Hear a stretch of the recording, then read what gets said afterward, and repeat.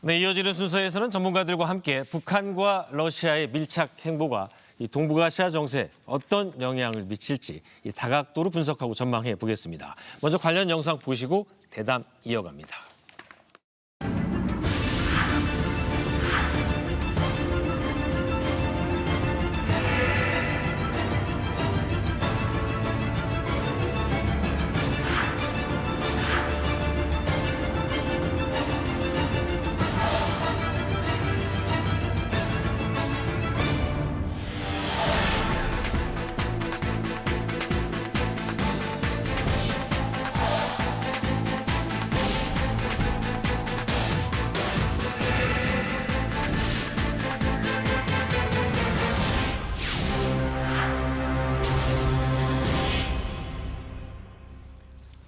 네, 오늘 함께 말씀 나눌 분들 소개합니다. 박원곤 이화여대 북한학과 교수 나오셨습니다. 안녕하세요. 네. 양욱 아산정책연구원 연구위원 함께 하셨습니다. 안녕하십니까. 네, 두 분 지금 이제 북한 김정은 위원장이 어디서 무얼 하나 계속 지켜보고 계실 텐데 그 북러 정상회담 푸틴과 만난 이후에 주로 이제 군사시설을 가고 오늘 아침에 들어온 외신을 보니까 또 발레 공연을 봤다는 얘기도 있는데 먼저 정상회담 먼저 짚어보도록 하겠습니다. 김정은과 푸틴의 만남, 먼저 이 교수님 어떤 결과가 앞으로 있을 걸로 예상하세요? 큰 틀에서 보면 매우 이례적인 모습들이 많이 보입니다. 일단은 김정은의 해외 체류가 이렇게 되면은 아마 역대 최장이 될 가능성이 있죠. 네. 오늘까지 10일 출발했는데 아직까지 뭐 전혀 얘기가 없는 것을 보면 그 전에 베트남 하노이를 갔을 때 8일을 있었거든요. 그러니까 분명히 8일은 넘어갈 가능성이 있다. 전체적으로 이번에 그 방러에 보면은 북한의 초조감과 자신감이 저는 두 개가 다 반영돼 있다라고 생각합니다. 초조감이라는 것은 방금 말씀하신 뭔가 이 무기, 군사적인 협력 그런 것이 더 북한 국내적으로도 필요하다라는 것이죠. 경제적인 어려움. 그래서 이렇게 장기간을 나가면서까지도 또 국제사회가 계속해서 문제 제기를 함에도 그렇게 움직이고 있는 모습이 보이고요. 자신감은 같은 맥락에서 이렇게 오랫동안 평양을 비울 수 있다는 자신감. 네. 그리고 13일 날 뭐 아시겠지만 평양을 비운 상태에서도 미사일을 쐈다라는 것. 그것은 뭐 북한이 말하는 핵을 탑재할 수 있는 미사일들인데 그것은 북한 밖으로 가더라도 미사일 통제가 가능하다. 그런 자신감도 묻어 있다고 생각합니다. 네. 자, 양 의원님. 우리한테 가장 중요한 거는 북한의 핵 무기가 실질적인 위협이기 때문에 과연 러시아로부터 어떤 기술을 들여와서 우리를 위협하는 강도가 높아지는 거 아니냐는 우려 때문이거든요. 예. 어떻게 보세요? 사실은 이제 일단 기술 이전이라고 하는 것은 우리가 최악의 상황을 상정을 하는 것이고 네. 사실은 기술 이전이 손쉽게 일어날 가능성은 그닥 높지 않다. 되려 지금 현 상태에서 우리가 더 집중적으로 봐야 될 것은요. 북한의 러시아가 만약에 첨단 무기를 제공할 수 있다는 혹은 첨단 무기가 아니라고 하더라도 기존에 북한이 굉장히 절실하게 요구하던 예를 들어서 뭐 항공기의 수리 부속이라든가 이런 것들을 북한이 받는 것만으로도 기존의 역량을 높일 수 있다라고 한다는 점. 그다음에 사실 많은 분들이 이 부분은 지적을 안 하시는데 김정은이 지금 계속 돌고 있는 장소들이 러시아의 전략 기지들입니다. 즉, 네. 이제 전략 공군이 있는 거기서 전략 폭격기들을 쫙 한번 훑어봤고요. 심지어 뭐 킨잘과 같은 초음속, 극초음속 미사일 같은 것들도 보기도 했고, 뭐 혹은 이제 태평양 함대를 사령부를 방문하고, 자, 바로 이런 과정에서 러시아와 같은 소위 군사 선진국, 그다음에 심지어는 지금 우크라이나와 전쟁을 벌이고 있는 국가에서 어떻게 핵 운용 방법을 어떤 식으로 하는지 노하우를 배울까? 그다음에 네. 전쟁을 어떻게 수행할지 이런 노하우를 배울까?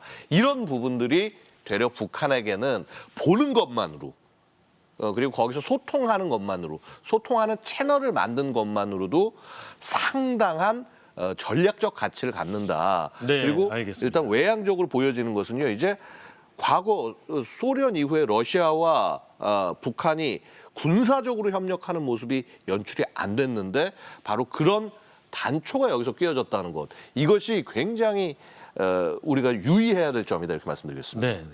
자, 그 교수님. 네. 푸틴 대통령이 이제 김정은을 만나고 난 다음에 이 루카첰코 대통령을 만나서 이제 국제사회에서 여러 가지 압력과 의혹의 눈초리가 있으니까 우리가 그 룰을 어기면서 북한과 협력하는 일은 없을 거라고 공개적으로 얘기를 했거든요. 네. 이걸 어디까지 믿어야 될까요? 아마도 앞으로도 계속 부인을 할 겁니다. 왜냐하면은 러시아가 사실은 이게 굉장히 어려운 입장에 있는 것이 이 국제법의 룰이라는 게 유엔 제재 결의안 위반을 얘기하지 않습니까? 그러니까 북한과 어떤 종류의 무기 거래도 다 유엔 제재 결의 위반이죠. 1718로 시작돼서 1차 핵실험 이후에 모든 통과된 결의안들이 똑같은 그 지적을 하고 있는데, 근데 그 결의안을 통과시키는 주체 중에 하나가 바로 러시아였다라는 것이죠. 또 러시아는 또 유엔 안보리 상임이사국 아닙니까? 그렇습니다. 네. 그렇기 때문에 본인들이 자신들이 통과시킨 이 결의안을 위반하는 것은 유엔 안보리 상임이사국으로서의 자신의 정당성 그리고 존재 이유를 부인하는 행위가 되니까 네. 정확하게 말씀하신 것처럼 국제법의 틀 안에서 북러 관계의 발전을 모색할 것이다. 근데 그럼에도 분명하게 무기 거래는 있을 겁니다. 특히 북한의 포탄이 러시아에 넘어가서 우크라이나에서는 이미 사용되고 있다는 것도 확인해 두고 앞으로 사용될 가능성이 매우 높은데 네. 그런 확실한 증거가 나오더라도 북한과 러시아는 끝까지 그것에 대해서 부인할 가능성이 매우 높죠. 알겠습니다. 자, 그러면은 이제 크렘린궁이 발표한 내용 중에 그 워딩이 공개되면 안 되는 민감한 영역에서의 이 협력 이런 표현을 썼거든요. 자, 이 군사 분야에서 가장 전문가이신 우리 양옥 의원이 보시기에 공개돼서는 안 되는 부분이 구체적으로 어떤 겁니까? 뭐 기본적으로는 그러니까 러시아 군의 실제 운용과 관련된 협력이 될 수 있다라는 거죠. 그게 보통 무슨 우리가 얘기죠? 아주 간단히 얘기하면은 러시아군의 필요함, 그래서 포탄과 이런 것들이 포함될 수 있다라는 겁니다. 그 기존에 이미 하고 있는 부분이고 이런 부분들을 공식적으로 러시아가 밝힐 이유가 하등 없습니다. 왜냐하면 그것은 국제사회에 자기 자신이 위반을 했으니까 제재를 해달라고 얘기하는 것과 마찬가지이기 때문에 자 그다음에 뭐 혹은 불법이 아닌 영역이라고 하더라도 네. 예를 들어서 위성 발사를 위해서 로켓을 빌려주는 것 이런 것은 불법이 아닐 수 있습니다. 특히 이제 이 위성이 군사 위성이 아니라고 만약에 북한이 포장을 한다면 예를 들어서 그래서 그런 아마 부분에 우주센터 이런 데 방문한 것 같아요. 맞습니다. 그러니까 이게 기본적으로 지금 굉장히 이 러시아와 뭐 혹은 중국, 북한과 같은 국가들이 잘하는 것이 합법과 불법의 경계 사이에서 어떻게 하면은 국제사회의 룰과 이런 것들의 그 미묘한 선상하에서 자신들의 이익을 최대한 끌어낼지를 지금 생각을 하는 것이고요. 그런 면에서 뭐 예를 들어서 보스토치니에서 처음 만났다. 이거 러시아의 차세대 기지고 뭐 여기서 지금 뭐 달 탐사 무슨 뭐 화성 탐사를 하겠다라고 해서 만든 그야말로 러시아의 야망이 네, 바로 되어 있는 곳인데 자 이런 곳에서 처음에 대화를 시작했다 그런다는 것은 결국 이 굉장히 새로운 분야에서 협력을 모색을 하겠다. 우주 분야 협력을 러시아와 북한이 할 거라고 상당히 많은 사람들이 예상하지 못했던 부분인데 이런 부분들을 제시하고 있다라고 하는 것 굉장히 놀라운 접근이라고 볼 수 있겠습니다. 그 북한이 최근에 여러 차례 그 미사일을 발사했는데 사실 몇 번 실패를 잇따라 연속으로 했거든요. 또 그 실패한 사실을 또 공개해서 상당히 이례적이다라고 했는데 양 의원 얘기한 것처럼 그 우주 발사 연구가 이루어지는 곳에서 김정은과 푸틴이 만났다는 거는 이 부분도 좀 어떻게 러시아의 도움을 받아서 해결할 의도가 보이는 거 아니겠어요?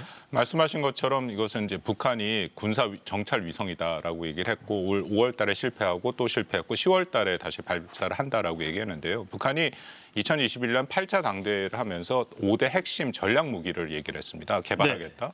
그중에 이제 2개가 아직 확실히 개발이 안 된 건데 그중에 하나가 군사 정찰 위성이고 또 하나는 핵 추진 잠수함이죠. 그래서 이번에 러시아를 가서 그 기술을 좀 받지 않겠느냐 이제 그런 얘기들이 있었는데 큰 틀에서 저는 둘 다 매우 어렵다라고 생각합니다. 왜 그렇게 생각하십니까? 일단 핵 추진 잠수함이라는 것은 그거 자체가 아까 잠깐 말씀을 나눈 것처럼 러시아는 독점적 핵 보유를 인정받은 국가죠. 68년 이 비확산 체제에 의해서도. 그런데 핵을 확산해버리면 자신들의 독점적인 권한을 잃게 되는 그런 상황이 온다라는 것이고요.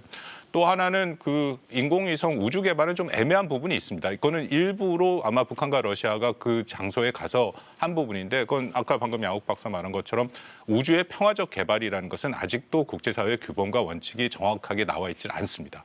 그렇기 때문에 아마도 북한이 계속 그 미사일을 쏘면서 이것은 평화적 그런 개발이다 얘기하면 거기에 대해서 러시아와 중국이 그간에 지지를 해왔거든요. 근데 문제는 여기서 만약에 그 발사체 2번 실패했던 발사체 자체를 러시아가 기술적 지원을 한다든지 뭐 발사체를 지원하는 것은 명백한 국제법 위반입니다. 네. 그렇기 때문에 그 부분은 매우 어렵다라고 생각이 되고요. 그러니까 우주 개발을 명목으로 포장으로 해서 북한은 이 ICBM을 개발하려고 하는데 그 부분에 대해서 이 러시아가 핵심적인 기술을 주기는 쉽지 않을 거다라고. 왜냐하면 탄도 미사일 기술을 활용한 발사체라는 게 다 탄도 미사일 기술인데 그것은 명백한 그 유엔 제재 결의 위반입니다. 알겠습니다. 그렇기 때문에 그 부분은 어렵고 대신에 위성 자체에 대한 일종의 기술적 지원.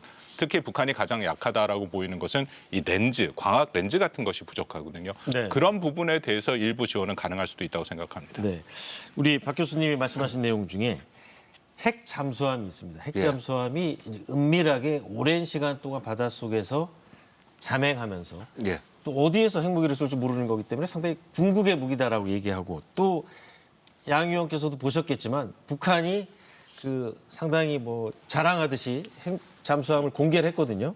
그래서 이번에 더 이슈가 됐는데 그 보시기에 제대로 평가를 할 수 있을 정도의 잠수함입니까? 어떻습니까? 이번에- 국방부는 상당히 예. 회의적이었는데. 김근옥 영웅함이라는 이름으로 잠수함을 새롭게 공개를 했고요. 이것은 사실 굉장히 옛날 오래된 기술, 1950년대 기술에 바탕한 그 로미오급이라는 잠수함을 북한이 중국을 통해서 기술을 받아서 생산을 했었고요. 1970년대 생산이 된 이 잠수함을 다시 2020년대에 개조를 해서 미사일 발사를 하기 위해서 개조를 한 거죠. 근데 문제가 무엇이냐 하면은 되게 조그만 잠수함에 억지로 엄청나게 커다란 미사일을 밀어 넣다 보니 미사일 발사관을 밀어넣다는 거죠. 발사관을 수직으로 집어 넣으려고 하다 보니 동체는 되게 작은데 동체 안에 안 들어갑니다. 그러면 결국 이 미사일을 수납하는 컴파트먼트를 굉장히 크게 만들 수밖에 없는데 네, 네. 우리 잠수함 보면 잠망탑이라고 있었어요. 제가 세일이라고 표현하는 위로 올라온 얘기하시는 부분. 거죠? 예. 네. 그 부분은 되게 슬림하게 해야지 잠수함이 수중에서 지나갈 때도 이 항해도 잘 되고 그다음에 소음도 덜 납니다. 근데 이렇게 엄청나게 커다란 모양의 이 컴파트먼트를 뒤에 장착을 했다라고 하는 거는요. 이거는 사실 잠수함으로서 기존의 능력 자체가 의심받을 수밖에 없는 것이고 또 추진 방식도 사실 이게 기존의 디젤 전기식 추진 방식이기 때문에 잠항을 오래 할 수가 없습니다. 그 말은 뭐냐 하면 결국 보복 능력, 우리가 세컨드 스트라이크 제2격이라고 하는데 그 능력을 위해서 이 잠수함을 사용하지 못하고 되려 북한이 잠수함을 쓰려면 선제 타격을 위해서 쓸 수밖에 없다. 네, 네. 그래서 그런 한계가 명백하고 그럼 이번에 러시아에 가서 뭔가 협력이나 이런 것들을 얻어내냐? 일단 외부상으로는 안 보입니다. 그 아시다시피 포키노라고 하는 러시아의 비밀 도시입니다. 여기에 러시아의 태평양 함대사령부가 있는데 여기를 방문을 했어요. 네, 네. 근데 여기에 잠수함은 거기 없습니다. 잠수함들은 좀 더 전개가 되어 있고요. 뭐 일부 몇 척이 있긴 있습니다만은 그리고 실제 김정은이 승함한 잠수함도 보고 승함한 함정도 보면은 그냥 호위함에 탑승을 했고 그래서 알겠습니다.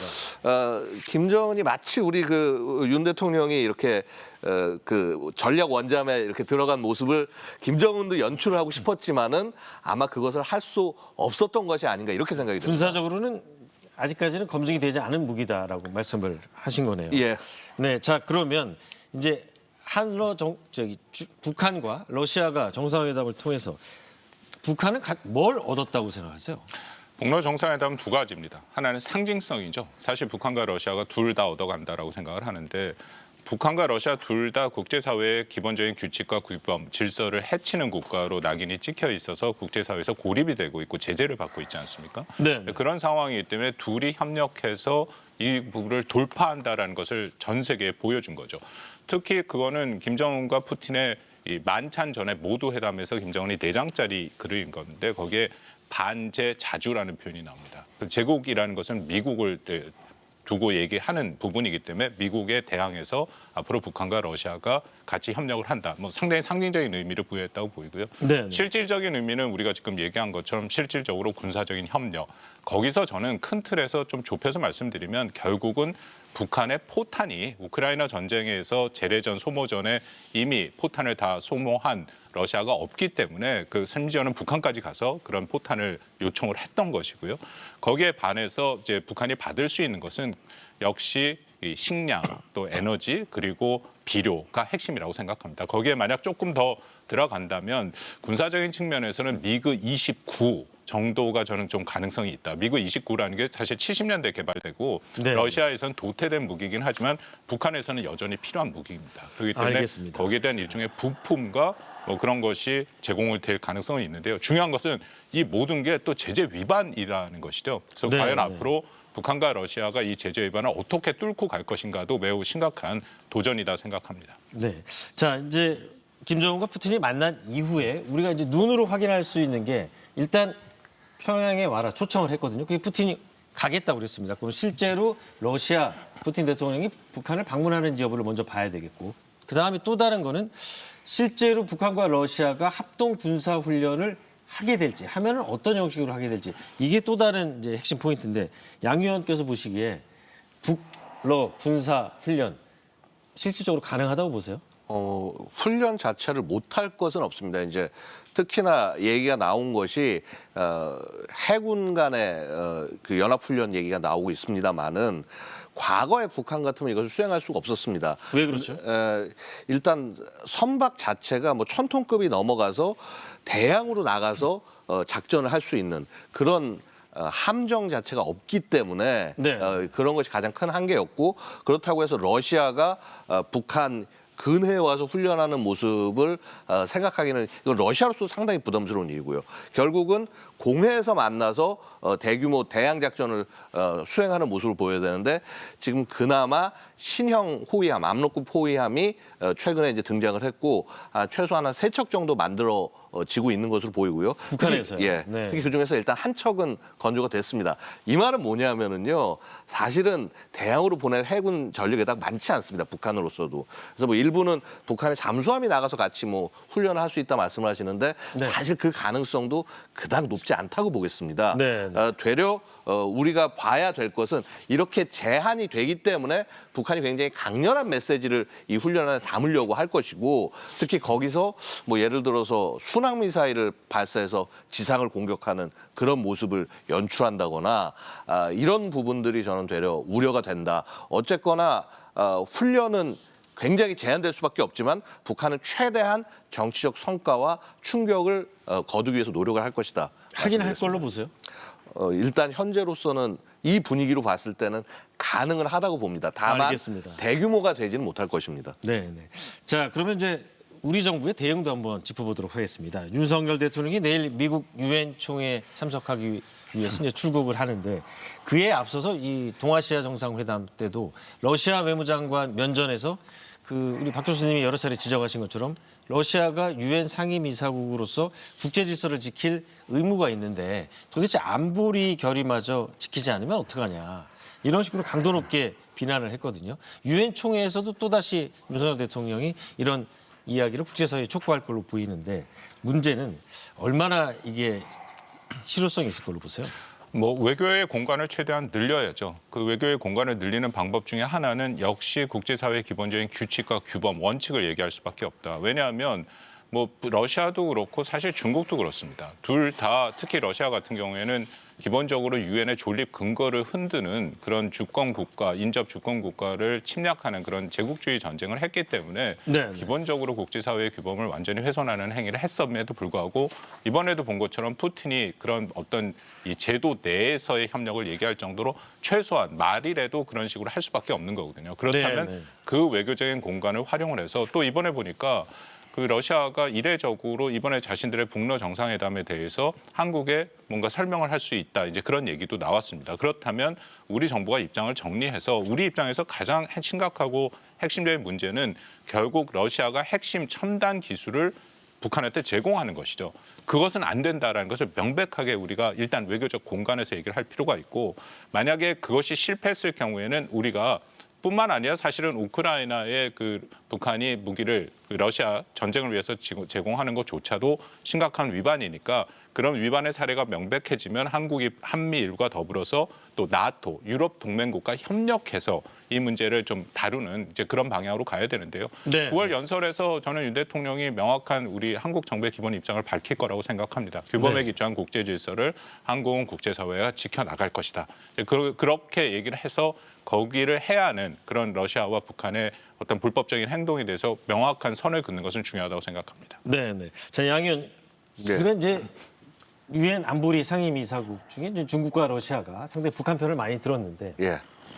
이번에도 뭐 그런 행태가 계속 반복될 것 같은데 예. 그렇다면 러시아에 촉구만 할 게 아니라 실질적으로 러시아의 가장 아픈 부분 말하자면은 우크라이나 전쟁에서 상당히 러시아가 고전을 하고 있는데 그 부분에서 우리나라가 러시아의 상대국인 우크라이나를 지원함으로써 러시아에 압력을 가하는 방안 이런 것도 하나의 옵션으로 거론이 되고 있거든요. 예. 가능성은 얼마나 있다고 보세요? 일단 말씀을 드리면 러시아가 우리에게 어떻게 했는지를 보셔야 됩니다.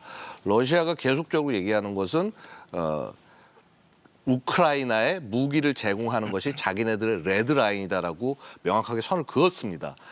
우리 입장에서는요, 사실 북한과 러시아 간에 군사적으로 협력이 돼서 특히나 북한의 첨단 무기들이 우크라이나에 사용이 돼서 보내져서 거기서 실전 테스트를 하면서 능력을 갖추게 되는 것. 이건 대한민국 안보를 직접적으로 위협하는 것이기 때문에 이것은 정확하게 우리가 레드라인을 그어야 될 일입니다. 네, 그래서 네. 그렇다고 한다면 바로 그런 우크라이나의 러시아가 정해놓은 레드라인이 우리의 레드라인과 서로 만나는 지점을 만들어서 러시아를 더 이상 움직이지 못하게 해야 된다. 그렇다고 한다면 당연히 지금 말씀하신 대로 우크라이나에 대한 무기 지원도 우리가 원하는 어떤 선을 넘는 경우에는 충분히 실행 대상이다라고 하는 것을 명백히 밝혀야 된다. 그래서 우리의 레드라인을 국제사회뿐만 아니라 러시아에게 명확하게 전달을 해야 된다. 이렇게 말씀을 드리겠습니다. 네, 마지막으로 두 분께 공통 질문으로 마무리하겠습니다. 뭐 박 교수님은 이 중국의 역할 어떤 걸 촉구할 수 있을까요?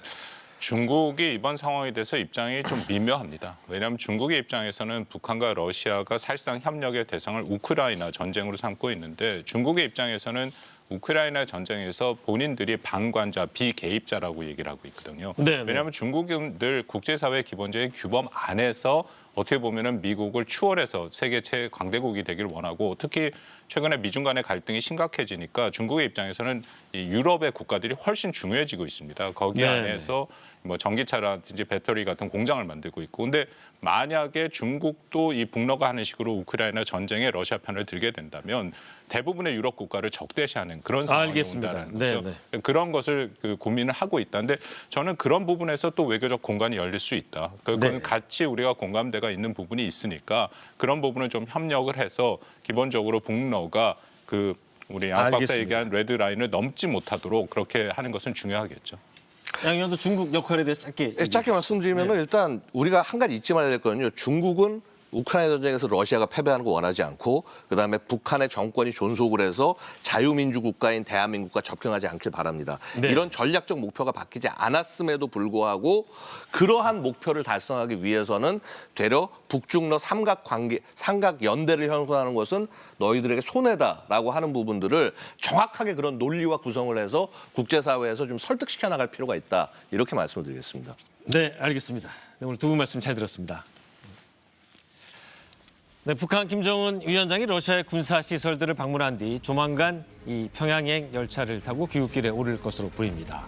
이 북한 독재자들의 기이한 행태라고 볼 수 있는 이 열차 순방마저 고스란히 세습하고 있는데 한때 그가 유럽 유학생 출신이기 때문에 개혁 개방으로 북한을 변화시킬 거란 기대감도 있었지만 지금 하는 걸 보면 단순한 희망 사항이었을 뿐이란 걸 느끼게 됩니다. 일요 진단 라이브 오늘 여기서 마치겠습니다. 앞으로 2주 동안 항저우 아시안게임 그리고 추석 연휴 편성 때문에 결방하고 저희는 10월 8일에 다시 찾아뵙겠습니다. 시청자 여러분 고맙습니다.